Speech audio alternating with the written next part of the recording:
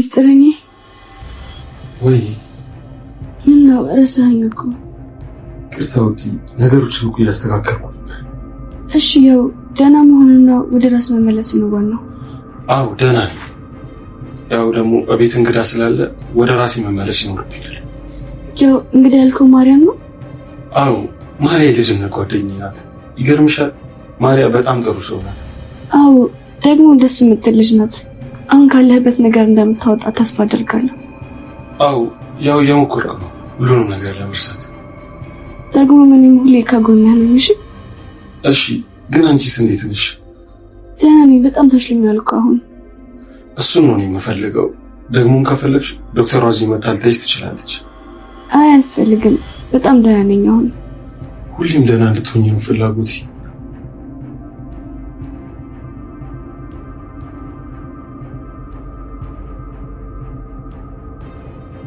ልጄ ምን ነው የደበረሽ ትመስያለሽ? አይ አልደበረኝም እናቴ። ተይ እኔን እንዳትዋሽኝ። ለነገሩ ገባኝ። ምንድን ነው የገባሽ? ያው ቀንተሽ ነው። ደግሞ በማን ነው የምቀነው? ያው በማርያ ነው። አዎ አምናን ማርያ ከመጣሽ ጊዜ ጀምሮ እኔ ረስቶኛል። ተይ ልጄ ረስቶሽ እንኳን አይደለም፣ ልጅቷ እንግዳ ስለሆነች ነው። አንዳንድ ነገር ማሳየት ስላለባት ለዛ። አዎ በእርግጥ ትክክል ነሽ።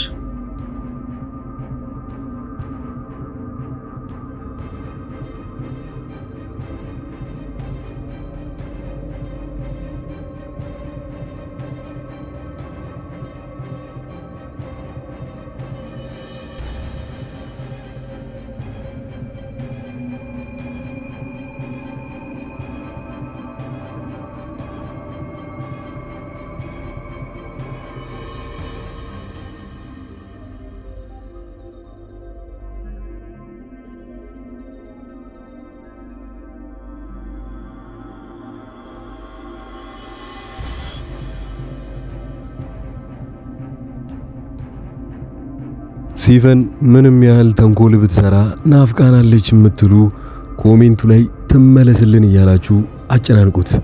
በሌላ በኩል ለአምናን ለሷ መጥፎ ዜናም የሆነው ዋነኛ ተጠርጣሪና አደገኛ ሴት ብሎ የሚያስባት ሲፈንም ብቻ ነው።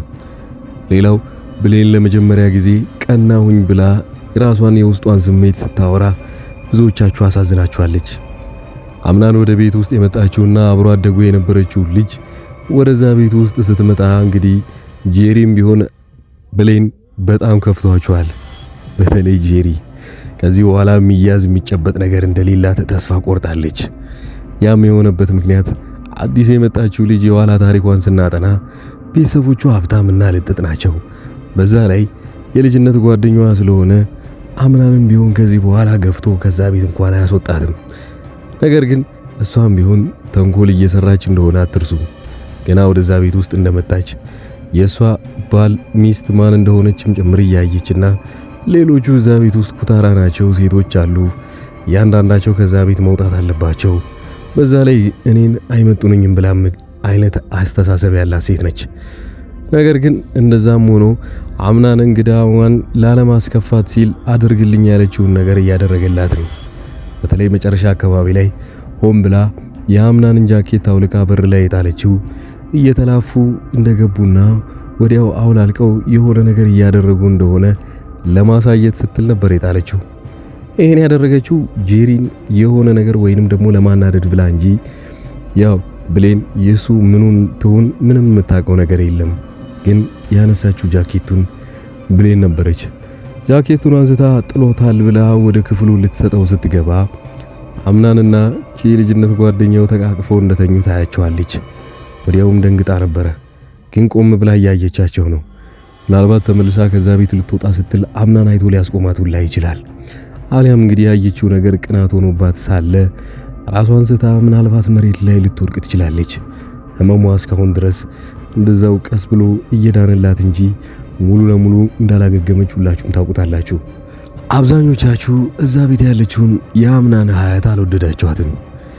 የሆነበትም ምክንያት ሰውን በገንዘብ ወይንም ደግሞ ባለባበሷ ብቻ ገምታ ነገሮችን ዝቅ የምታረግ ሰው ነች። አዲሷ ልጅ ከመጣች በኋላ ለአምናን የምትመኝለት እሱን ብቻ እንደሆነ እየተናገረችም ሌሎቹ እዚህ ቤት ውስጥ የተቀመጡት ኩታራ ብቻ ናቸው ብላ ስታስረዳትም አይታችኋል። ሀያትየውን የምትመጥናት ሜርሲ ከሷ ተቃራኒ ሆና እነሱን ምናልባት ተንኮል ልታደርስባቸው ትችላለች። ሜርሲ ሰሞኑን በጣም ጨዋ ሆና ማናቸውንም እስካት ጎዳ ብዙ ጊዜ ሆኗታል። ነገር ግን አብራቸው ቁጭ ብላ ለመጫወት ስትሞክር እሷም በአሽሙርና የተለያዩ ስድቦችን አዘል ነገር እያሏት ስለነበረ ሜርሲ በሆዷ ስታስብ የነበረው እነሱ ላይ ቂም ያላትና የሆነ ጊዜ ላይ እንደምትበቀላቸው ጭምር ታሳየናለች። በጣም ያሳዘነችኝ በመጨረሻውም ጄሪ ብቻ ናት። ጄሪ ያኔ አግብቶኛል ብላ እንኳን ልጅ ባረገዘችበት ሰዓት ላይ ብዙ ተስፋ ነበራት። ሙሉ ተስፋዋ ገንዘብ ቢሆንም በአሁኑ ግን በብዙ ነገር እንደተበለጠች አይታለች። አምናን እንኳን ፊት ነስቷታል። በር ስትከፍትለትና ብዙ ጥያቄ ስትጠይቀውም ያያት እንኳን አይመልስላትም። በጣም የከበዳትና በጣም የደነገጠችበት ጊዜ ደግሞ ያኔ እሱ እንደታሰረ እንኳን ቀድማት የሰማችው ብሌን እንኳን ስትነግራት ዲት እንደሚስቱ ሆነሽ እንኳን ይሄንን ቀድመሽ አትሰሚም ትላታለች። አዲሷ ልጅም ቢሆን አንድ ላይ አብረው ሲያወሩ እያየቻቸው ባሉ ሚስቱ ከሆንሽ ወረቀት የታለሽ? አንቺ ጋርም ብዙ ጊዜ እንደማይታይ ያውቃለሁ፣ ደግሞ ታስቀናላችሁ ትላታለች በአሽሙር። ጄሪ አሁን ይገባታል።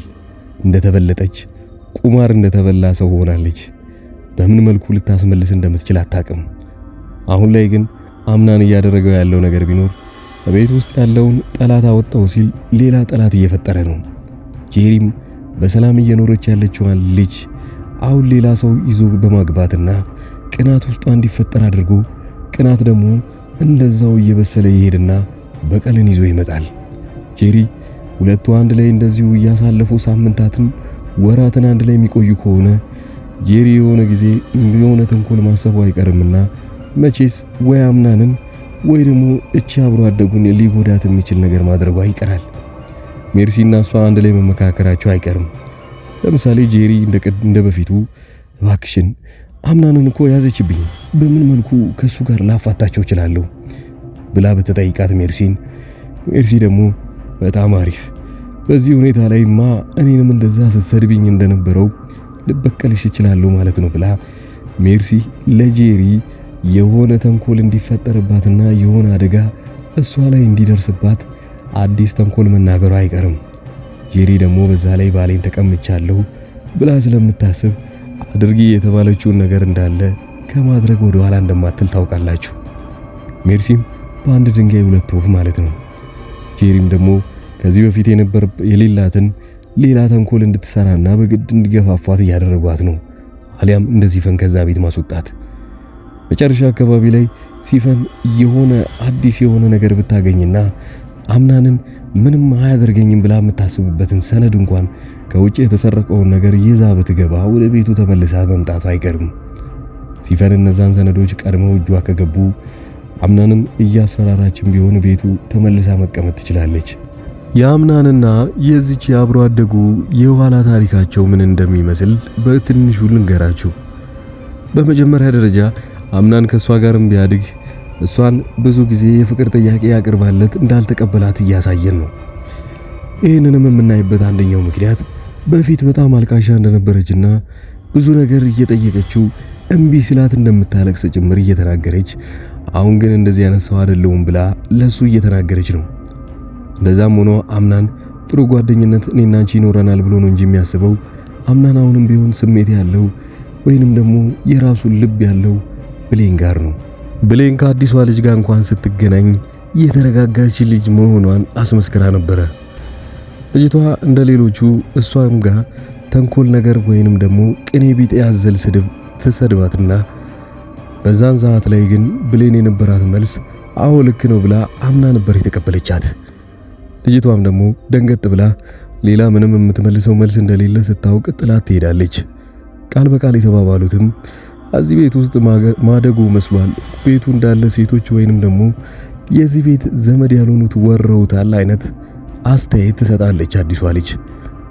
ብሌንም መለስ አድርጋ አዎ ልክ ነሽ፣ ብዙ አዳዲስ ሰዎች አሉ፣ ነገሩ ግን ምንም እንደሚመስለው አይመስልም ብላ በውስጧ ፈገግታን እያሳየች ፊት ለፊቷ ታልፋታለች። ያኔ ብሌን ምን ያህል ኩራት እንደተሰማት እናንተም አይታችኋል። የመጨረሻውና ሊፈጠር የሚችለው ነገር ካየነው አምናን ከሷ ጋር በተኛበት ሰዓት ላይ ብሌን ውስጥ ገብታ ያየችውን ነገር ምናልባት አምናን ነቅቶ የሚያየው ከሆነ ይጸጸታል፣ ይናደዳልም። ብሌንም ወደ ክፍሏ ትገባለች። ለምን እንደሆነ ባታውቅም ግን እውነታውን ከነገረችውና እንደ ቀናች ከተሰማት አምናን ሊያደርግ የሚችለው ከዛ በኋላ ከሷ ጋር መሆንንና ብዙውን ጊዜ ከብሌን ጋር ማሳለፍ ይሆናል። አምናን ያልገባው ነገር አለ። አዲሷ ልጅ እያየች ያለችው ወይንም ደግሞ እያደረገች ያለችው ከዚህ በኋላ አምናን የኔ ነው፣ እዚህ ቤት ውስጥ ለሱ ስትታገሉ የነበራችሁ ሰዎች ተስፋ ቁረጡ፣ አሁን ትክክለኛው ሚስቱ ነኝ መጥቻለሁ እያለች ለማሳየት እየሞከረች ነው። አምናን ደግሞ ከእስር ቤትም እሷ ስላስፈታችው እዚህም ደግሞ እንግዳ ስለሆነች ጭምር ከእሷ ጋር የፈለገችውን ነገር እያደረገላት 1-2 ቀኑን 3 ቀኑን ከእሷ ጋር ለማሳለፍ ነበረ። በዚህ መሃል እሱ ማያውቀው ነገር አለ። እሷ አሁንም ቢሆን በውስጧ ያመቀችውን ነገር ስታወራ እንደሰማችኋት ከሆነ የጊዜ ጉዳይ ነው እንጂ የኔ ማድረጊያ አይቀርም ብላ ስታወራ ነበረ። እሱም ደግሞ ከዛ በፊት እንዳማከራት የውስጤን ትረድኛለሽ ብሎ ቢነግራትም ግን ምናልባት አንቺም ላታቂው ትችላለች ብሎ በሆዱ ሲያስብ ነበረ። ብሌን በቅርብ ጊዜ ውስጥ ፋሻዋ እንዲፈታ ከዛም በኋላ ደግሞ ትክክለኛ ውበቷን ከዚች ከአዲሱ አብሮ አደጉ ጋር እናስተያይና የትኛዋ ለአምናን ቆንጆ እንደሆነች እኛው ራሳችንን እንመርጥለታለን። ሲፈን ወደ ድራማው በምን መልኩ ትመለሳለች? ሲፈን እንግዲህ ከዛ ቤት ከወጣች አሁን ላይ ሳምንታት እየተቆጠሩ ነው። አምናን የዋዛ አልነበረምና ሲፈን የምትባለው ልጅ በጊዜ እንድትያዝ ይፈልጋል። በተለይ ፍላጎቱ አሁን ላይ የጨመረው ልጅቷም እንደነገረችው ከሆነ አንተ እንግዲህ ጓደኞችን ወይንም ደግሞ ዘመዶችን ማመን በቀላሉ ስለምትችል ነገሮች ቤቶችም እንዳለ ጠላቶችም ወረውሃል ብላ ስትነግረው በጣም ይናደዳል። እውነት ነው ለካ እኔ ስለፈዘስኩኝ እኔ ምንም ነገር ስላላደረኩኝ ነው እንደዚህ እየተዳፈሩኝ ያሉት ብሎ እንዲያስብ ያደርገውና ልክ እሷ እንደተናገረችው ነበረ ወዲያውኑ ባልደረባው ጋር ይደውልና እዚህ ያለው ሙስጠፋን ስልኩ ተጠልፎ 2 ቀን ወደ ኋላ የነበሩት ቀኖች ሪከርድ የተደረጉትን ወይንም ደግሞ ያወራቸውን ስልኮች በሪከርድ መልኩ እንዲደርሰው ያደረገው።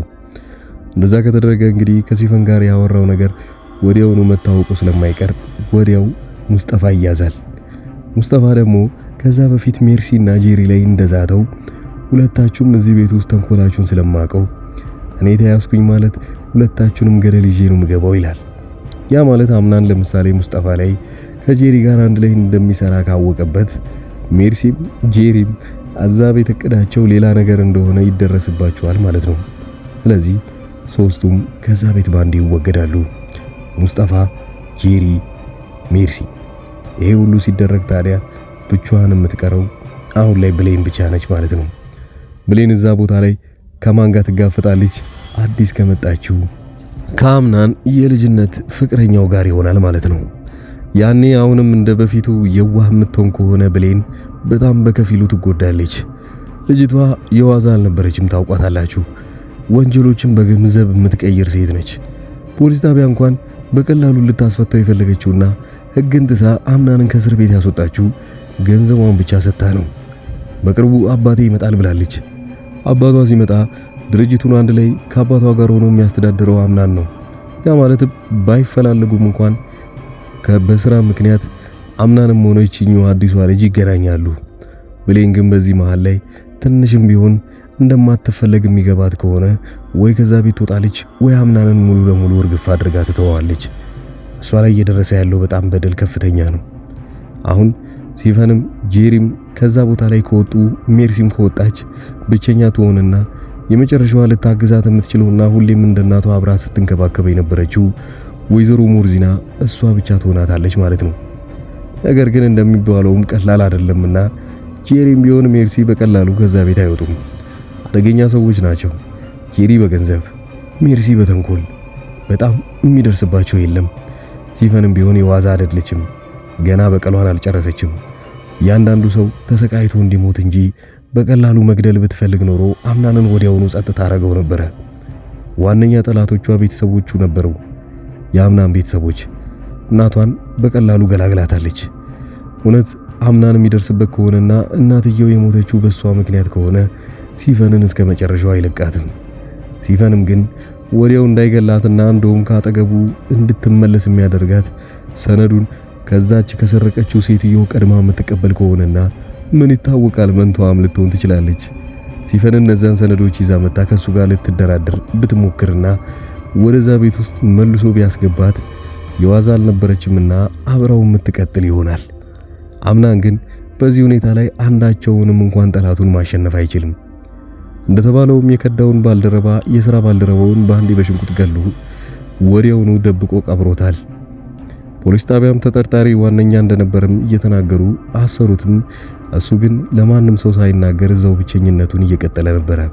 የመጨረሻው ማጠቃለያ ብሌን ልክ እዛ ክፍል ውስጥ እንዳየቻቸው ተመልሳ ልትወጣ በሩን ስትከፍተው አምናን ይነቃና ሲያያት ያየችው ነገር ልክ አይደለም፣ በቃ ጉዴ ፈላ፣ ትጠላኛለች ብሎ ስለሚያስብ ተከትሏት ይወጣና ያየችውን ማመን እንደሌለባትና ለማስተባበል ይሞክራል። ብሌንም ቢሆን እሺ ከማለት ውጪ ሌላ አማራጭ እንደሌላት ትናገራለች።